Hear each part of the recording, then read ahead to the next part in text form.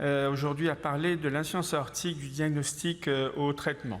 Je n'ai pas de disclosure à déclarer. L'insuffisance aortique, d'abord, c'est une épidémiologie singulière, une évaluation multimodale tout à fait logique. L'apport des recos, on passera rapidement puisque ça a été très bien fait par Christophe. Enfin, j'insisterai à la fin sur peut-être quelque chose de moins connu qui est le protocole écho pour discuter avec votre chirurgien d'une faisabilité de plastie aortique. Cette valvulopathie est singulière à plus d'un titre et ses spécificités, c'est que d'une part, c'est une valvulopathie un peu moins fréquente que les deux premières, c'est-à-dire le RAC et l'insuffisance mitrale, entre 5 et 20% selon les séries. L'étiologie est plutôt dystrophique ou congénitale. Je ne parlerai pas de la bicuspidie qui sera évoquée par Jean-Luc un peu plus tard en fin de matinée. Il y a volontiers une association d'une maladie aortique qui fait d'ailleurs tout l'intérêt de l'évaluation multimodale. Elle touche, et ça c'est particulièrement important, des sujets jeunes, des jeunes adultes entre 45 et 54 ans, une moyenne d'âge dans l'Euroheart Survey de 55 ans, et le peu de plastie aortique, de seulement 21% dans ce registre. Alors l'évaluation multimodale, elle est logique, elle est particulièrement adaptée à cette valvulopathie du fait que c'est une maladie valvulaire de l'aorte avec un retentissement ventriculaire. Donc les trois évolutions, les trois stades vont être étudiés. Alors dans la sévérité de la fuite valvulaire, vous connaissez tous ces critères. C'est l'importance encore de rappeler le multiparamétrique. Donc il faut vraiment qu'il y ait une concordance de vos paramètres avec, bien entendu, des paramètres semi-quantitatifs.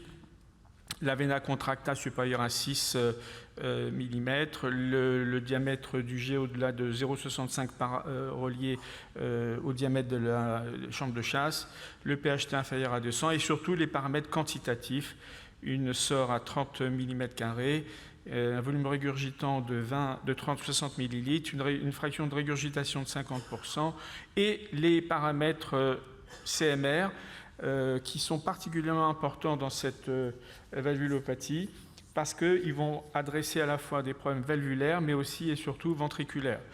Ce papier très récent sous l'autorité de Christophe avec Emmanuel Vermès qui fait le point sur l'intérêt de l'IRM dans les valvulopathies et qui est recommandé bien entendu dans l'IA, en tout cas la méthode directe. Le CT scan, lui, guetté, bien sûr, pour éviter les artefacts de l'aorte ascendante, doit être fait systématiquement pour les mesures de l'aorte et pour identifier d'anomalies coronaires associées. Quand opérer? Alors, l'apport des recos a été décrit par Christophe, simplement, probablement, dans cette valvulopathie, en particulier pour les chirurgies reconstructrices, il est important d'avoir un centre particulièrement dédié et expert. Cet algorithme est très bien fait parce qu'il commence déjà, quel que soit le degré éventuel d'IA qui pourrait être absente, sur l'aorte. L'aorte et l'aorte ascendante et son élargissement. Avec des chiffres qu'il faut connaître, 55 mm pour tous les patients, 45 mm pour les marfans, voire un peu moins à 40 en cas de mutation TGFBR2, et 50 mm en présence d'une valve bicuspide. Jean-Luc y reviendra. Il est important en revanche que si vous avez une valvulopathie aortique significative, alors à ce moment-là, le seuil d'indication pour traiter l'aorte est de 45 mm, quelles que soient les étiologies. Concernant le ventricule gauche, les chiffres qui sont des recos européennes sont les suivants. D'abord, quels que soient les paramètres ventriculaires gauche, la chirurgie est recommandée en classe 1 chez les patients symptomatiques. La discussion se pose chez les patients asymptomatiques. Et les chiffres qui sont donnés dans les recos européennes en classe 1, c'est un diamètre télésystolique au-delà de 50, mais surtout indexé au-delà de 25 mm par mètre carré, ou une fraction d'éjection au repos de 50%. Vous verrez que c'est une petite différence avec les recos américaines. En classe 2B, alors ça c'est une recommandation nouvelle parce qu'elle recouvre en fait deux indications différentes en 2017, on verra ça. Deuxième indication nouvelle, c'est que la chirurgie peut être considérée 2B chez les patients asymptomatiques avec un diamètre télésystolique indexé un peu plus bas de 20 mm par mètre carré ou une fraction d'éjection inférieure ou égale à 55% si la chirurgie est à low risque. Vous verrez que pour les Américains, cette fraction d'éjection inférieure à 50% est une classe 1 pour les malades asymptomatiques. Enfin, une nouvelle indication, c'est que effectivement, ça a été un peu rétrogradé sur la plastie aortique en 2B, mais ça recouvre simplement l'idée que ça doit être vraiment adressé à des chirurgiens et des centres particulièrement experts.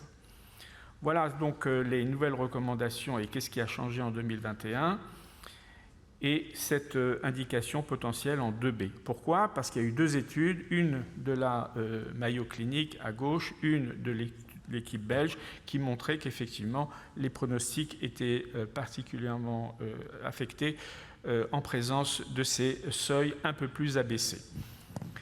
Alors d'autres études plus récentes s'intéressent au strain et avec un chiffre seuil, en particulier à Cleveland, de moins 19% de strain longitudinal global.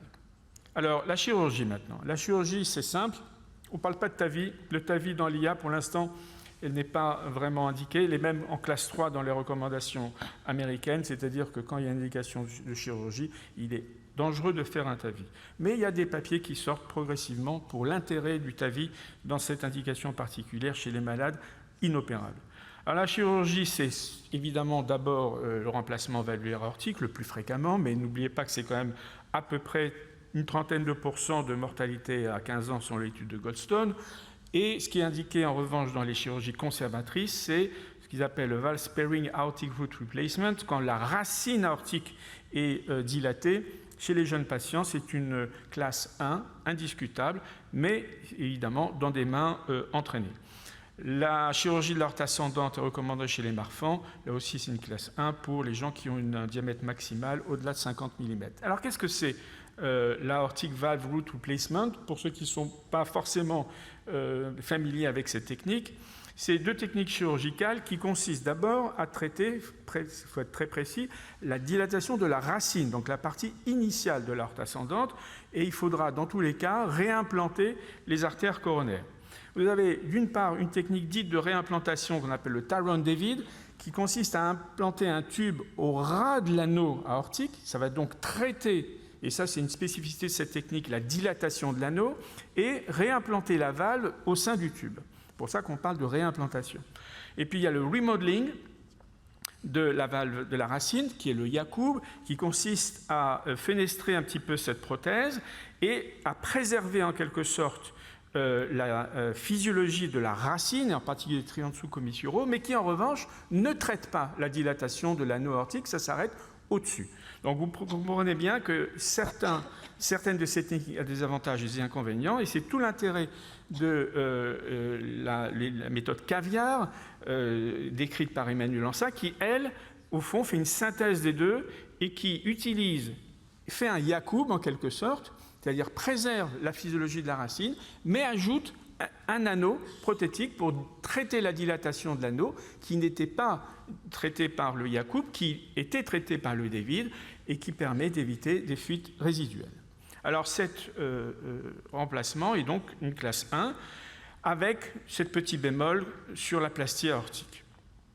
Alors, c'est quoi la plastie aortique et comment évaluer la faisabilité de la plastie aortique avec votre chirurgien? Avec Jean-Luc et Emmanuel, on a essayé de synthétiser et d'établir un protocole qui a été publié donc en 2019. D'abord, une chose est sûre, c'est que l'écho 3D est fondamental. Une chose très bête, c'est que l'écho 3D est la seule qui permet de regarder la valve aortique comme le voit le chirurgien. Le chirurgien, lui, il voit la valve à gauche, la case gauche à gauche, la case droite à droite, la non coronaire en bas. Alors que nous, la gauche est à droite, la non coronaire à gauche et la droite en bas. Donc il faut faire une rotation anti-horaire pour être vraiment dans la vue et l'orientation chirurgicale. Ensuite, le protocole il est fondé sur 4 questions. D'abord, le phénotype aortique, l'étiologie, la dysfonction, le mécanisme, et les lésions, c'est-à-dire la quantité et la qualité de tissu. Alors le phénotype aortique, il est divisé en 3, fondé sur la mesure des 4 diamètres, et vous allez identifier 3 phénotypes. Anévrisme de la racine dès lors que les sinus dépassent 45 mm, l'anévrisme supracoronaire avec des sinus normaux mais une dilatation de l'aorte suscoronaire qui consiste en un geste simple, lui en revanche, de remplacement de l'aorte suscoronaire sans réimplantation des coronaires, et l'IA isolé lorsque l'aorte n'est absolument pas dilatée. L'étiologie tricuspide ou bicuspide sera traitée par Jean-Luc. La dysfonction, c'est comme la classification de Carpentier, couplée un peu à celle de Djebrine El-Khoury. Vous avez des mouvements valvulaires normaux type 1, mouvements valvulaires exagérés type 2 ou prolapsus, mouvements valvulaires restrictifs liés à des rétractions de cusp. Alors, ça c'est le type 1, mouvement normal, mouvement 2, excessif prolapsus, mouvement 3, restrictif. Ce qui est intéressant, c'est que souvent, et un petit peu à la différence de l'IM, où on voit souvent le prolapsus avec le bord libre qui dépasse le plan de l'anneau, pour les insuffisances aortiques, c'est plus subtil. Vous pouvez avoir des prolapsus complets, que vous voyez ici à gauche, avec effectivement le capotage de la valve, mais parfois c'est une discrète asymétrie de coaptation qui provoque finalement des jets aussi importants et excentriques. C'est pour ça que c'est difficile. Et les chirurgiens nous ont appris qu'un prolapsus, ce n'était pas seulement une appréciation qualitative, mais une appréciation quantitative avec des mesures de critères que personnellement je ne connaissais pas, qui consistent à identifier une géométrie de cusp individuelle sur des mesures qu'on appelle la hauteur effective, c'est-à-dire la distance entre le bord libre d'une cusp individuelle et le plan de l'anneau en diastole. C'est intéressant parce que le chirurgien il est capable de mesurer cette hauteur effective au bloc opératoire et de corréler votre mesure échographique à la réalité chirurgicale. Il y a une autre mesure qui s'appelle la hauteur géométrique, mais pour la hauteur effective, la valeur normale est de plus de 9 mm. Dès lors, les chirurgiens estiment qu'une hauteur effective inférieure à 9 mm eh bien, est considérée comme un prolapsus.